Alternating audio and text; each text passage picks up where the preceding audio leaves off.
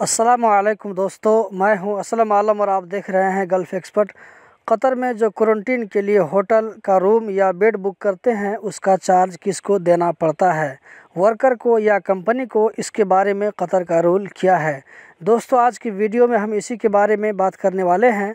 अगर जानकारी अच्छी लगे तो वीडियो को ज़रूर लाइक करें। मज़ीद इस तरह की वीडियोस को देखते रहने के लिए चैनल को सब्सक्राइब करें। कतर में क्वारंटीन के लिए जो होटल में रूम या बेड बुक करते हैं उसका चार्ज रूल के हिसाब से कंपनी को देना चाहिए।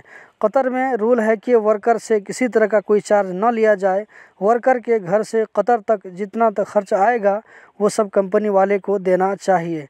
लेकिन दोस्तों इस रूल पर अमल नहीं होता है। बहुत सारे दोस्तों ने कमेंट में बताया है कि क्वारंटीन का पूरा चार्ज हवाई टिकट के साथ हम वर्करों को देना पड़ रहा है। यहाँ तक कि एंट्री परमिट का भी चार्ज वसूल किया जा रहा है वर्करों से। अभी 2-4 दिन पहले मुझे एक भाई ने फ़ोन पर बताया कि मेरी कंपनी का मंदूब बोल रहा है कि कंपनी ब्लॉक लिस्ट में है, तुम्हारा परमिट निकालने के लिए तुमको 3000 रियाल देना पड़ेगा। उसके बाद क्वारंटीन का खर्च अलग से, फिर फ़्लाइट का टिकट भी अपना। जो भाई फ्री वीज़ा के नाम से कतर में काम करते हैं उन्हें तो और भी बहुत ज़्यादा पैसा देकर जाना पड़ रहा होगा। दोस्तों एक बात मैं क्लियर कर दूं कि कतर गवर्नमेंट में फ्री वीज़ा नाम की कोई चीज़ नहीं है, ये सिर्फ हम और आप बोलते हैं। अगर आपके साथ में भी ऐसा हुआ है तो कमेंट में ज़रूर बताइएगा। तो दोस्तों यही थी आज की वीडियो, उम्मीद करता हूँ ज़रूर पसंद आई होगी। कतर से रिलेटेड इसी तरह की जानकारी हासिल करते रहने के लिए चैनल को सब्सक्राइब करें। वीडियो देखने का बहुत बहुत शुक्रिया।